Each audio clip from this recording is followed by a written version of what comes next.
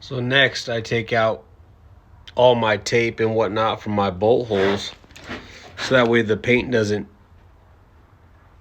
stick in there.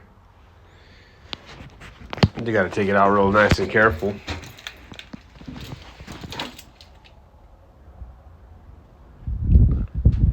And then that way I don't have to clean out all the holes and whatnot, and the surfaces are clean.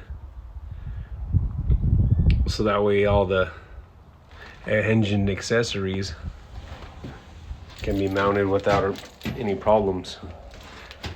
This is a high performance 22RE for an 88 Toyota 4Runner, 4x4 of course.